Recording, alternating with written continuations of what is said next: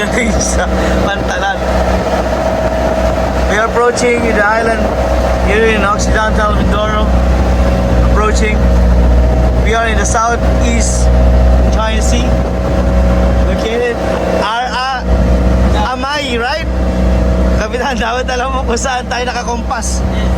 Oh, Dito kaya sa South China Sea. ay, South China Sea. Yan. Yan daw. Hindi ko alam kung totoo sinasabi nito ha. Hindi ko alam. Siya lang po kasi nakakabasa niya, no? Ay, West.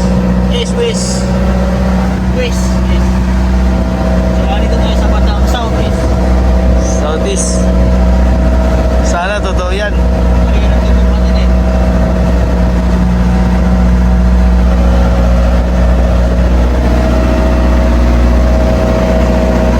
Ito mga dala namin kasi ilang araw tayo dito, Kapitan, sa islang Occidental Mindoro? 2 days. 2 days and 1 night. Inandaan ba natin ang ating mga alat at mga Yes.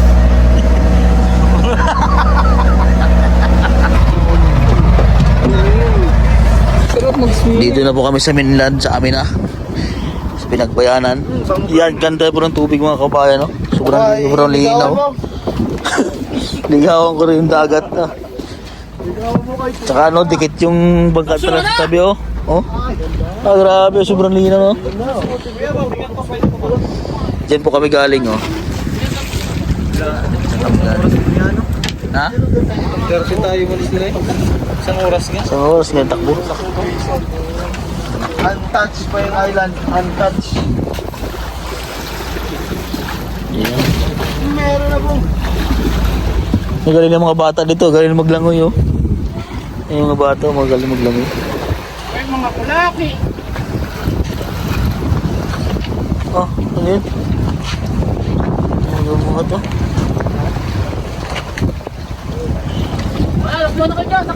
Pag ganitong panahon lang. Ayan, so yan po mga kabayan, ito po yung lugar ng Pinagbayanan sa amin po dito sa mainland, sa Mindoro. Sa likod po ninyo ang bundok na yan, yan po ay Mamburao, tapos Santa Cruz, tapos sa amin na po mga kabayan. So ang biyahe po namin ay umabot ng 1 oras galing po sa Talawtaw papunta po dito mga kabayan. So nandito po yung isang scholar ng PB team, wala iba kundi si Toots PH.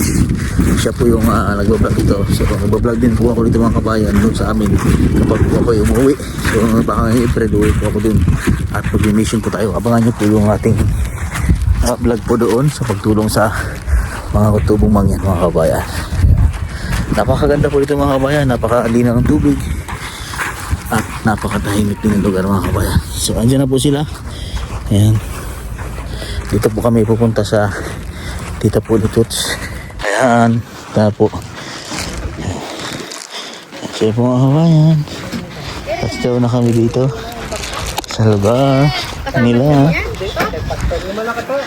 Oh. Ay. Ganda po sa lugar nyo. Maganda. Pati yung mga tao, magaganda. Maganda din po, mga pugi. Mga pogi. Anong oras po dumating yung mga nangisda po? Hapon? Ay ngayon, walang naglalautang kasi mahal na araw. Oo nga, wala pa lang isla na mabibili. May isla eh, kaya lang panigi. Walang masyadong namamalakaya. Isa pa eh, mataas ang gasolina. Oo nga, yun lang ang problema. Biyahe gasolina. Kawawa po yung mga isda. Ang benta ng isda. O yan, Mura. mura. Ano po yung pantangigi na po, yun tayo, yun po yung pinapala yung tangigi, ano? Yun o? Yun o, pangkatiyan? Pangati. Oo, pangkatiyan o. Kasi ganyan din po sa amin, sa Balayan. Balayan. Sa Balayan po, taga sa Balayan o. Taga Sablayan. Saan sa Sablayan? Sa mismong Buena Vista po, mismong bayan. Pangkatiyan tol, hilahin mo yan, tapos susunod yung tangi, tapos papanain. Ano po? Ganun ba na? Araw po. Hello po. Welcome kayo sa ano? Tanghali. Welcome. Welcome. Mayor ring. Kayo po yung Mayor. Anak ako nila. ikaw po yung Akong mother. Diyan ka po dito.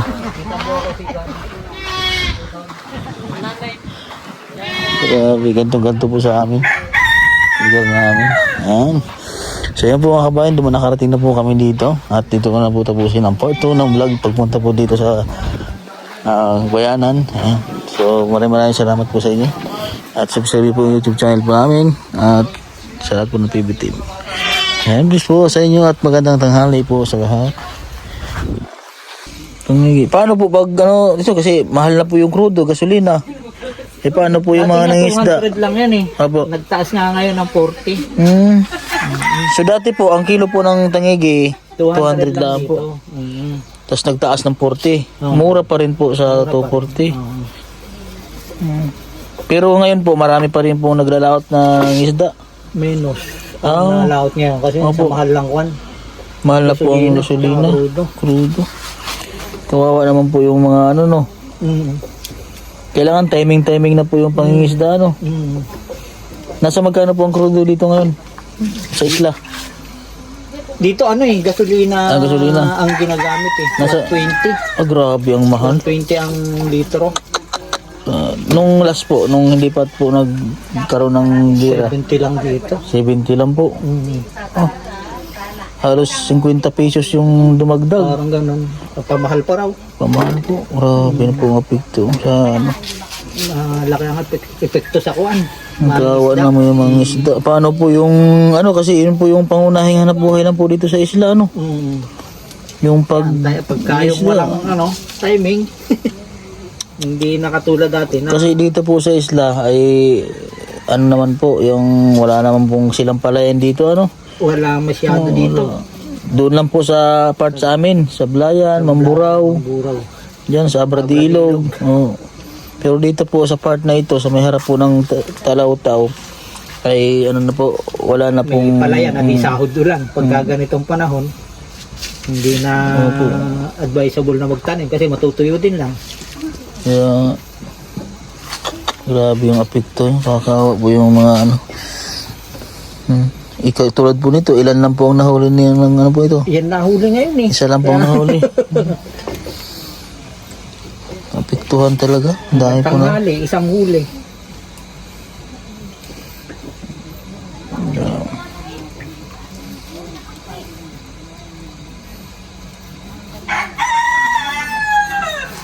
Dahil po.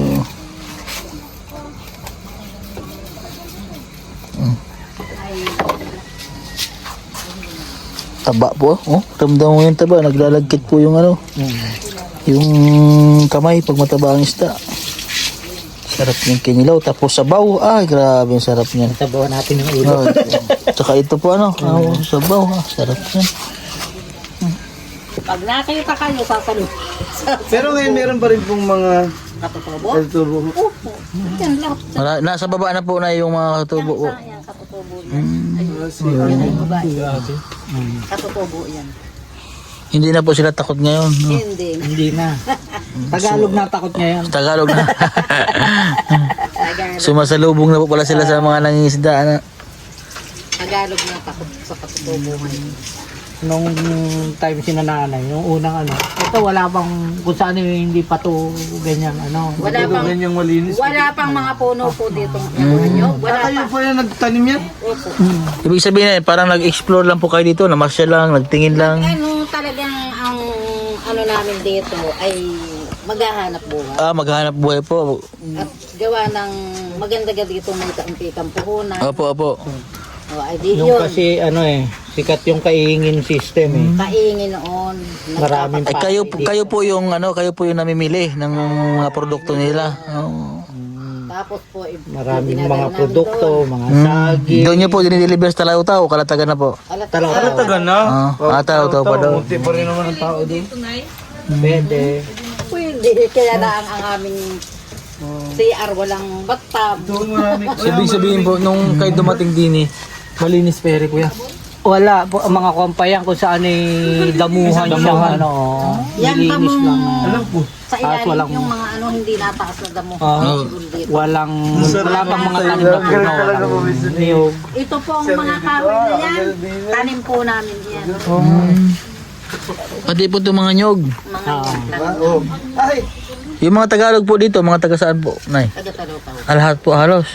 Talautaw, Balayang, Taga-Balayan po, mayroon po nakarating dito? yung taga Quezon. Opo, oo. Okay. Sa San Andres, Quezon. Populasyon dito sa... Saan po dito yung mga taga Quezon, Tay? Ay, kuya. Saan po mga taga Quezon po dito? Ito, taga Quezon po Lapas natin. naman ng mga... Kapitbahay. San Andres, Quezon po yan. Taga doon po kasi na pangasawa ko eh. Marami naman ito. San Andres, Quezon po. Ano po ito? Sityo lang. Sityo lang. Sityo. Sakop ng barangay. Ito po. Harrison. Harrison. Harrison is Paloan. under Paloan. municipality of Palawan. Paluan. Palawan is one of the city, municipality of Occidental. which is near, anong katabi ng Palawan? Abra. Abra and Po. Mamburao. Mamburao. Mamburao pala, Mamburao. Ay, sorry naman. Taga ano po sa Balayan? Mamburao pala, Paano dikit. naman kayo sa Mindoro? yan ho, yung mag-isang Eh, hindi, ngayon pa lang kasi po nakapunta dito, sa part na to. pero lagi po kasi yan naka-stay sa Kalatagan Laan. Sa Balayan. Ando lang po yung magulang yung nag-stay sa pero hindi po siya. Balayang ka, Balayang. Oo, Balayan. Saan sa Balayang? Sa Himalas po. Mala. Pero taga dito po ako talaga. Taga sa Taga sa Balayan. Pero yung nga, yung dito, hindi pa. Kasi ito hindi naman ito, wala naman daan dito eh. Walang kalsada. Yan. Hanggang ngayon po ba wala po pong kalsada going to Paloan na main bayan niya? Wala. Pero ang Harrison po, gaano po kalayo dito sa sitio nito? Siguro Barangay Harrison. by yung sa yung sa sinakyan nyo, mga 1 oras at kalahati. I mean, wala pa pong land transportation. Kung maglalakad. Wala pa. Ay, malayo. Malayo. So lagi pong ginagamit yung mode of transportation is motor bangka. Paano po yung mga nag-aaral dito na yung mga nag-aaral? May nakakapaglakad dyan, kaya lang mga 5 hours siguro. About, yan ang sabi niya. Kasi tatawid ng bundok, ay mataas ang bundok. Private. Eh, yung saan po sa... Yan yung kuhan para sa Amerikano. sa Amerikano, parang ano niya, Donate. Donation. Charity. charity ganun. Meron. Yung mga teacher po dyan, mga Taga-palit. taga-Paluan po. Ang galing ano. Tapos may ano na rin, May grade 3 hanggang grade 2. tapos may eskwelahin na rin dyan. Eh, yung mga anak niyo po doon, saan po nag-aaral nun, kuya, nung mga time? Wala pa. Yung mga anak niyo po. Sa Manila po. Galing ako ng Manila, nagtalbang kami. Matalo ba? Layo. Nawili na po yan. Masarap kasi dito. Oo.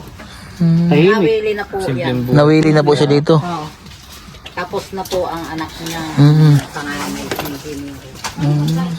Nawili na siya dito. Sumama na sa amin. Dito po. Kami ay namatay na kanyang tatay. Opo. Wala. Sarap ng buhay dito, tahimik. Kaya nga po. Walang pollution. Wala. Sa Manila. Sariwa ang lahat, sariwa. Mamaya ikapag madamig ang Sa Manila po ba yun? Sa Maynila. At saka sa Maynila, isang kibot mo, pera. Pera po ano. Gastos. Gastos, wala kang pera doon. Nga. kaya maraming may sakit doon. Pero ako po, ang edad ko ay 70. Kayo po? Ngayon. 76 nang mahigit. Alam, guling na ng lakas po. Ay, Parang- wala po akong mintinan. Parang 60 lang po. Eh dito, may bigas ka lang eh. Buhay na. Ano po ako dito na halos Eh di kang mga will. grade 4 lang. Eh doy, Galing Talaw naman. yan nag-aaral. Grade 4 po siya. Tapos ilang taon po kayo nun? Mga 20 lang? 22. Ilang taon na pa noon? grade 4, 10 taon. 10 years old. Baka kami dito ilang taon na? Pag nasa nasa 40 40 years. Sabi ni Kurt nito, 40 years na daw kayo dito. Kasi 51 ako eh. Ako. Tapos 10 years. Oh, 41. Nasa gano'n. Matagal na po kami dito naghahanap buhay. Ganito pa rin namang. Oh,